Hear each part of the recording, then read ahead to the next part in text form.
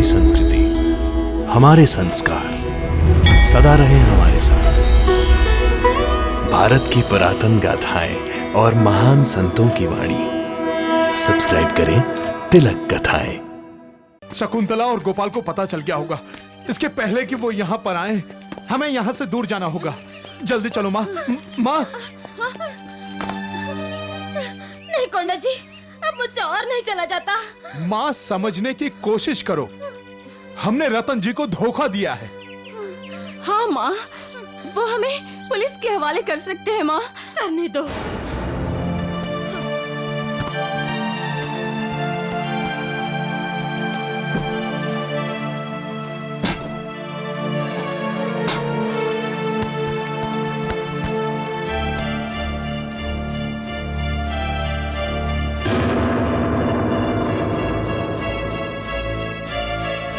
गोते पाटिल, मेरे साथ चलो।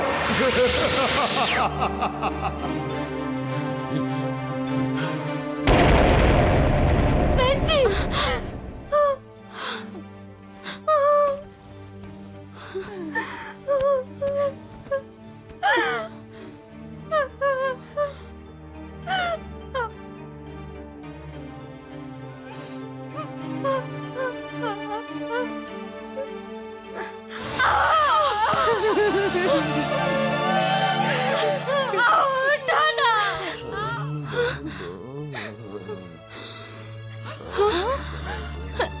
बेजी, बेजी ने इन्हें होश आया। बेजी, इन्हें दवा दीजिए। बेजी, राम राम इन्हें राम। होश आया। बाईचा बाई, अब इन पर कोई दवा असर नहीं करेगी। नहीं।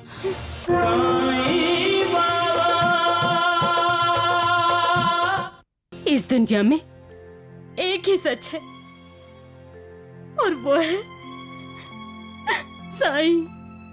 मृत्यु से कोई नहीं जीत सकता माँ। मृत्यु से भगवान जीत सकता है बेटा, और मेरा बेटा भगवान है। हाँ, तुम भगवान हो साईं। तुम भगवान हो। तुम अग्नि पर हुकूमत चला सकते हो। तुम तूफान को रोक सकते हो। तुम मरे हुए किसान को जिंदा कर सकते हो। तो साईं, तुम ताता के पिताजी को नई जिंदगी क्यों नहीं दे सकते? हाँ?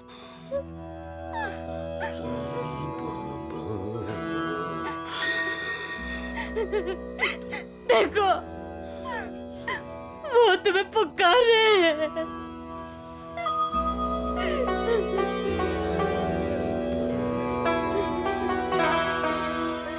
पिताजी, पिताजी, देखो भैया आ गए हैं। अब वो आपको बिल्कुल ठीक कर देंगे। आओ, आओ, आओ अकलत का, मेरा बेटा आ गया है।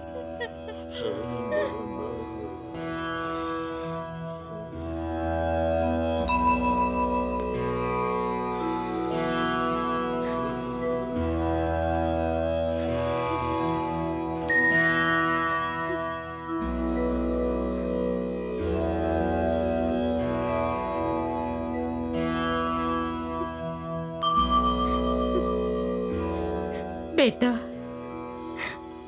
तुम साई हो। साई में आई छिपी है। हाँ, तुम हम सबकी आई माँ हो। माँ अपने संतान की हमेशा रक्षा करती है।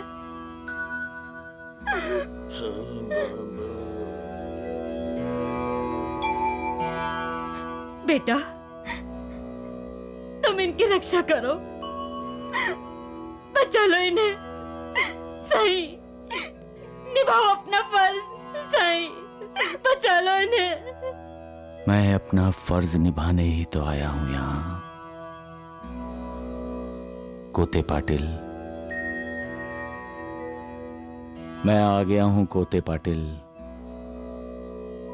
यात्रा पर जाने से पहले तुम मुझे देखना चाहते थे ना? मैं आ गया हूं। आंखें खोलो कोटे पाटिल, आंखें खोलो।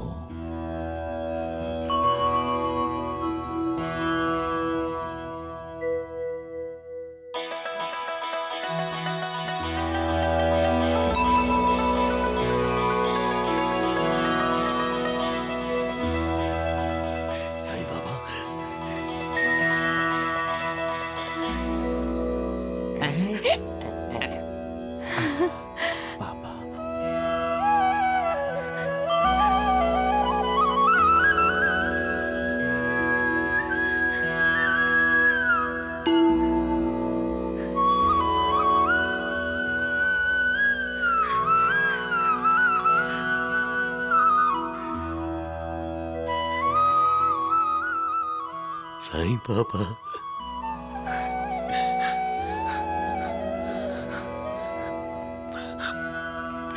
साईं बाबा,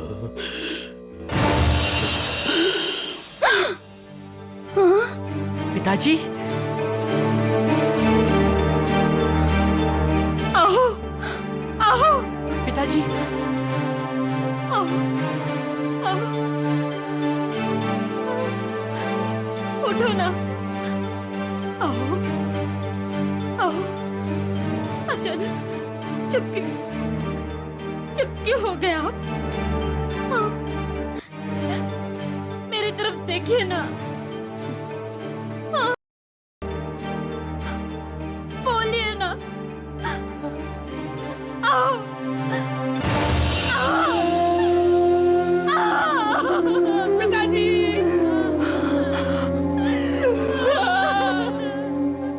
पिताजी।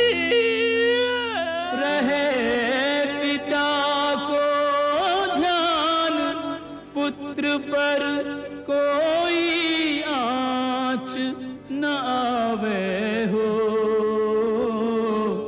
सबसे पहले पुत्र पिता के तन में आँच लगावे हो।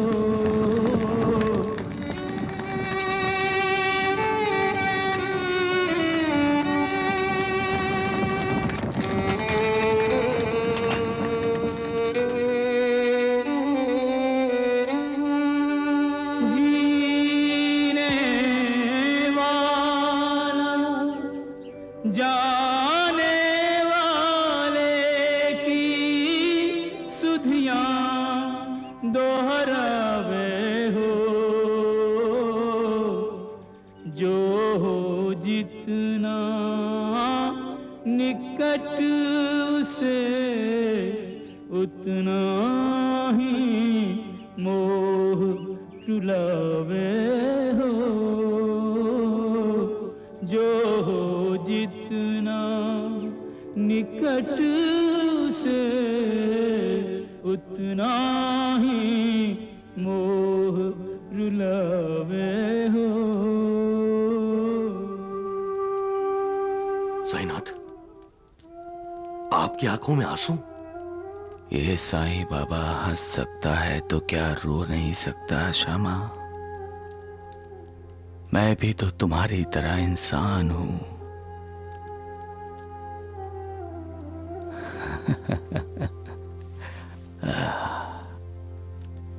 महालसापति, श्यामा, ये शरीर, ये मनुष्य शरीरी भी विकारों से बना हुआ है। बंधा हुआ है काम, क्रोध, लोभ, मोह, दंभ आदि से। और ममता, प्यार, तिरस्कार, द्वेष, गर्व आदि से भी। भगवान भी जब इस शरीर को धारण करता है तो उन्हें भी इन विकारों के अधीन चलना पड़ता है। परंतु आप तो हमारे दुख दर्द दूर करने आए हैं, हमारे आंसू पोंछने आए हैं। मेरे आंसू कौन पोछेगा महालसापति? मैं लोगों का दुख दूर करने आया हूं, उनके आंसू पोंछने आया हूं, ये अलग बात है। लेकिन लोगों का दुख दर्द देखकर मैं दुखी होता हूं, ये किसी की समझ में नहीं आता महालसापति। लोगों के आंसू पोंछते पोंछते मेरा दुख आंसू बनकर बहने लगता है तो सब चकित हो जाते हैं। मैं मजबूर हूं श्यामा, मजबूर हूं। ये मनुष्य शरीर मुझे मजबूर बना देता है। आज भी इसी ने, इस मनुष्य शरीर ने ही मुझे मजबूर बना दिया है। क्या आप कोते पाटिल को जिंदगी नहीं दे सकते थे? नहीं, मालिक ने इस दुनिया को बनाने के लिए विरोधी तत्वों का सहारा लिया है श्यामा। जहां प्रकाश है वहां अंधेरा है, जहां उदय है वहां अस्त है, जहां सुख है वहां दुख है, जहां जीवन है वहां मृत्यु है।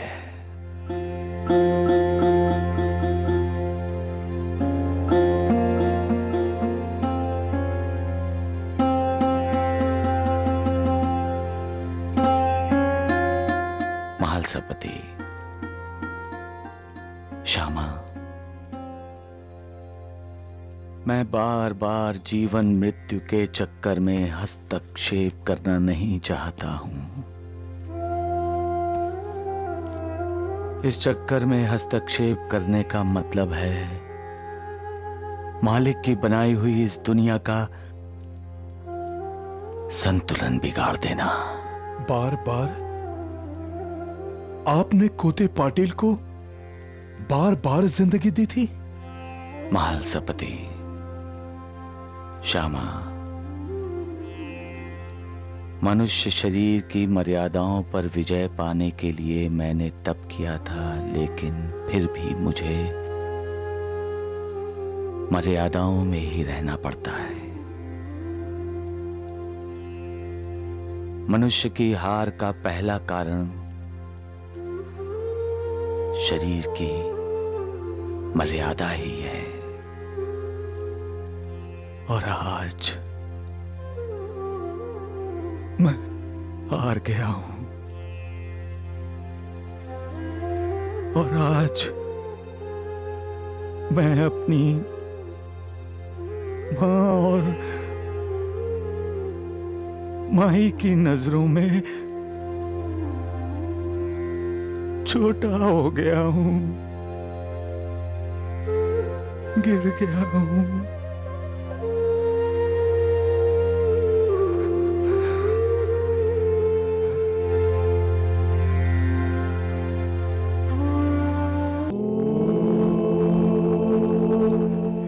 भैया, तात्या,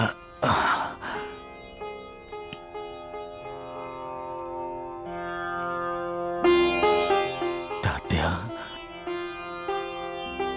क्या मैं तुम्हारे आंसू भी नहीं पोंछ सकता?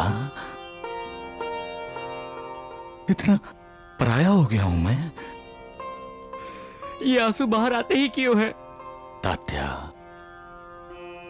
कुदरत का नियम है, जो हंसता है वो एक न एक दिन रोता है, और जो रोता है उसे कभी न कभी हंसी भी आती है। लेकिन आप कुदरत से बड़े हैं भैया। आप जिसे हंसाना चाहे वो रोते रोते भी हंस पड़ता है। आपके होते हुए भी माँ हंसना भूल गए भैया। क्यों भैया, क्यों? माँ के लिए तो आप पिताजी को बचा सकते थे ना। अब मैं तुम्हें कैसे समझाऊं तात्या? कुछ बातें तुम्हारी समझ से बाहर हैं तात्या। नहीं भैया, मैं सब समझता हूं। मैं ये भी समझता हूं कि पिताजी अब कभी वापस नहीं आएंगे। कभी नहीं। मुझे ऐसा लगता है जैसे मेरा सब कुछ चला गया भैया। तात्या, इंसान हर पल कुछ न कुछ खोता ही रहता है। बचपन से जवानी की तरफ कदम रखता है तो बचपन खो बैठता है। जवानी से बुढ़ापे की तरफ कदम रखता है तो जवानी खो देता है, और बुढ़ापे में वो अपने आप को भी खो बैठता है। जन्म के बाद ये उसकी यात्रा मृत्यु की तरफ ही होती है। फिर भी आप पिताजी को संभाल सकते थे। आपको उन्हें संभालना चाहिए था। मैंने तुम्हें संभाला तात्या। बिल्कुल नहीं। मैंने हमेशा से एक सपना देखा जिसमें हम दोनों साथ साथ चलते। हम तुम दोनों नहीं तात्या, मैं तुम्हारे साथ चलता आया हूं। मैं हमेशा दोनों के पैरों के निशान देखता आया हूं, एक मेरे और दूसरे मेरे।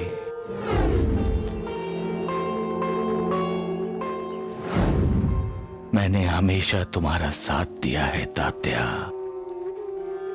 मैं नहीं चाहता तुम्हें किसी खतरे का सामना करना पड़े। मैं चाहता हूं जब कभी भी तुम पर कोई बुरा वक्त आए तो मैं तुम्हारे साथ रहूं। इसलिए मैं तुम्हारे साथ साथ रहा हूं। आप झूठ बोल रहे हैं भैया। मैंने कई बार सपने में देखा है आपने मेरा साथ छोड़ दिया। ऐसा कभी नहीं होगा तात्या, ऐसा कभी नहीं होगा। मैं आखिरी सांस तक तुम्हारा साथ दूंगा तात्या। तो मुझे कभी कभी सिर्फ अपने ही पैरों के निशान क्यों दिखाई देते हैं? आपके पैरों के निशान क्यों नहीं दिखाई देते? जब हम पटाखे जला रहे थे और पिताजी गिर गए थे तभी मैंने सिर्फ अपने ही पैरों के निशान देखे। जब मैंने किशन को मुखौटा डालकर डराया और वो मर गया तभी मैंने सिर्फ अपने ही पैरों के निशान देखे। आपके पैरों के निशान मुझे कहीं नजर नहीं आए। आपने मेरा साथ छोड़ दिया था। तात्या, क्या पेड़ कभी छांव देना छोड़ देता है? क्या फूल कभी अपनी सुगंध छुपा लेता है? क्या आग कभी जलना छोड़ देती है? तो फिर मैं तुम्हारा साथ कैसे छोड़ सकता हूं तात्या? तो फिर मुझे एक ही पैरों के निशान क्यों नजर आते हैं? आपके पैरों के निशान मुझे क्यों नजर नहीं आते? तुमने गौर से देखा होता तात्या तो वो पैरों के निशान तुम्हारे नहीं थे। फिर किसके पैरों के निशान थे? मेरे पैरों के। मेरे पैरों के निशान थे तात्या, मेरे पैरों के। तो मैं उस वक्त कहां था? तुम मेरी गोद में थे तात्या, गोद में। तुम्हारे बुरे वक्त में मैंने हमेशा तुम्हें अपने हाथों में उठा लिया ताकि तुम्हें कोई तकलीफ ना हो, कोई चोट न लगे। भैया, हाँ तात्या, मुझे माफ कर दो भैया, मुझे माफ कर दो। ना तात्या, माफी मांगने की कोई जरूरत नहीं है तात्या। तुम्हारा दिल तो शीशे की तरह साफ है तात्या, शीशे की तरह साफ है। मुझे माफ कर दो भैया। मैंने आपको कितना भला बुरा कहा। मुझे बुरा नहीं लगा तात्या, बिल्कुल बुरा नहीं लगा। पिता का साया जिसके सर से उठ जाए, उस बेटे की क्या हालत होती है मैं जानता हूं तात्या। मेरे पिता ना हुए तो क्या हुआ? भैया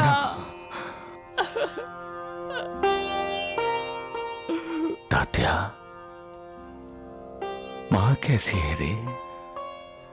मां उन्होंने जीना छोड़ दिया भैया, उन्होंने खाना पीना सब छोड़ दिया। मैंने भी। माँ को बचा लो भैया, माँ को बचा लो।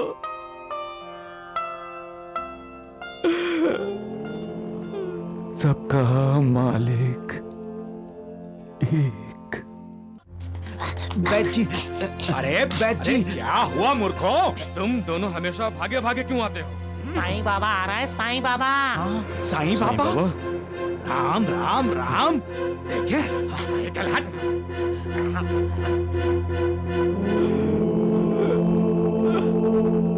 लगता है बाईजा बाई के घर जा रहा है। द्वारिका नाथ जी, आपको किस बात पर हंसी आई हैं? वैद जी, आपने उसके चेहरे की उदासी नहीं देखी? वो सोच रहा है कि अब तक तो मरे हुए को जिंदा करने का नाटक करके बहुत बेवकूफ बनाया शिरडी वालों को। अब गोते पाटिल को कैसे जिंदा करेगा? वैद जी, अब तो ये शिरडी वाले ही उसे शिरडी से निकाल बाहर कर सकते हैं। लेकिन द्वारिका नाथ जी, ये साईं बाबा अब बाईजा बाई के घर क्यों जा रहा है? हैं? मैं बताऊं वैद जी, वो बाईजा बाई से माफी मांगने जा रहा है, क्योंकि बाईजा बाई ही उसे शिरडी में सबसे पहले बाहर निकालने वाली है। राम राम राम। मां,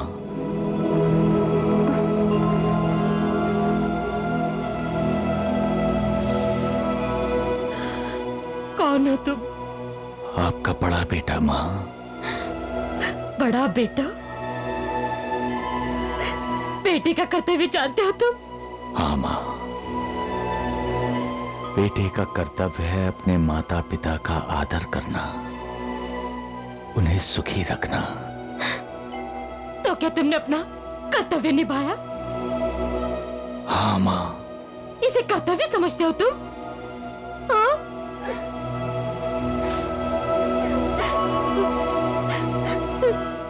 तुमने धोखा दिया है, तुमने धोखा दिया है मुझे साईं, तुमने मुझे धोखा दिया है। हाँ। नहीं मां। क्यों?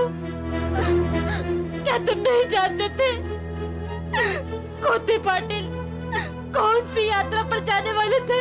हाँ? उनकी इच्छा पूरी करने के लिए तुमने सारी शिरडी को खाना खिलाने का बहाना किया था ना? हाँ? मुझसे ये सच क्यों छुपाया तुमने? हाँ? क्यों छुपाया? क्या आप ये सच बर्दाश्त कर सकती थी मां? अगर मैंने आपको बता दिया होता कि गोते पाटिल की आखिरी इच्छा पूरी करने के लिए भोजन बना रहा हूं, तो आपकी क्या दशा होती? मैंने उनकी मृत्यु के बारे में बताया नहीं, लेकिन संकेत जरूर दिया था मां। संकेत?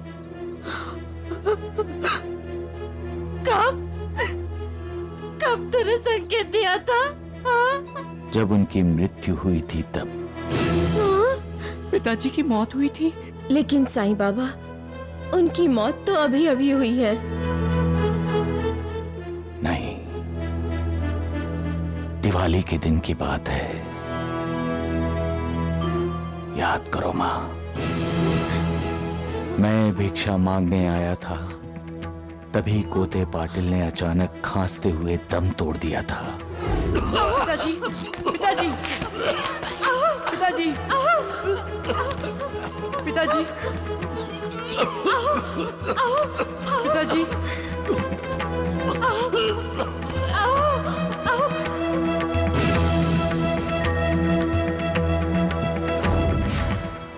आप और तात्या डर गए थे,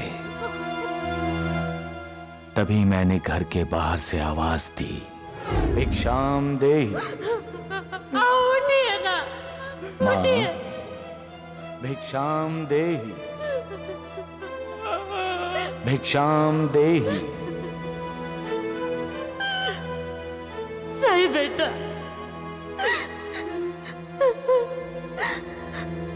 भिक्षा तो अब हम मांगेंगे तुमसे बेटा।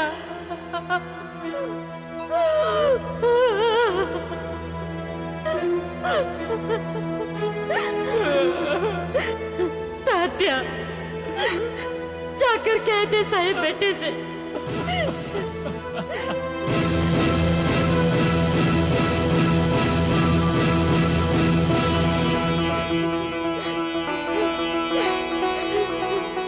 इस दिवाली ने हमारी खुशियां छीन ली। क्यों अशुभ बातें बोल रही हो पाईजा?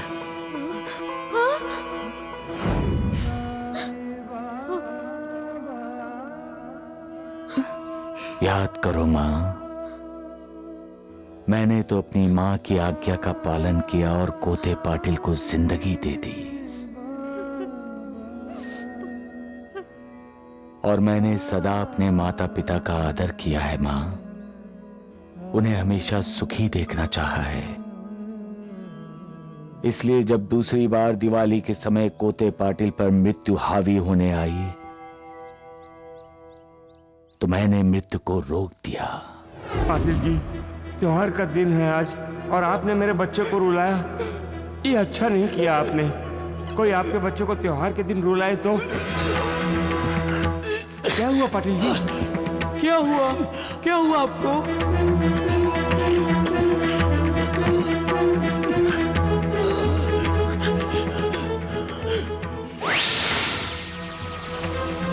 कोते पाटिल,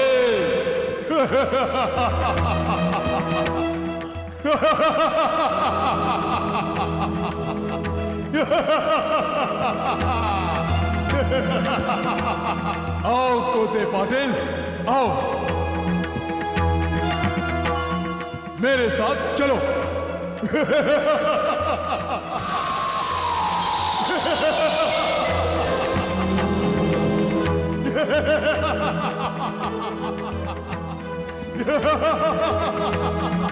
रुक जाओ, आगे मत बढ़ो, मैं कहता हूं रुक जाओ।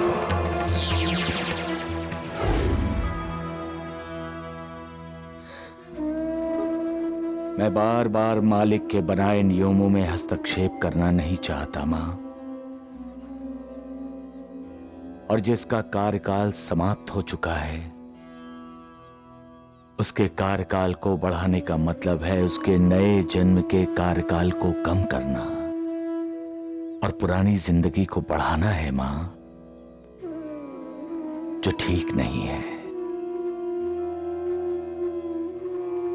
कोते पाटिल को नया जन्म मिल गया है मां, और नए जन्म में उसका कल्याण होने वाला है। आप इसी तरह शोक करती रहेंगी मां तो नए जन्म में कोते पाटिल को कष्ट होगा। मां, अगर इस जन्म में मनुष्य का उद्धार होने वाला है तो ही उसके अगले जन्म की जिंदगी का कुछ कार्यकाल उसे दिया जाता है, नहीं तो सब कुछ प्रारब्ध पर, उसके अपने पूर्व कर्मों पर निर्भर होता है।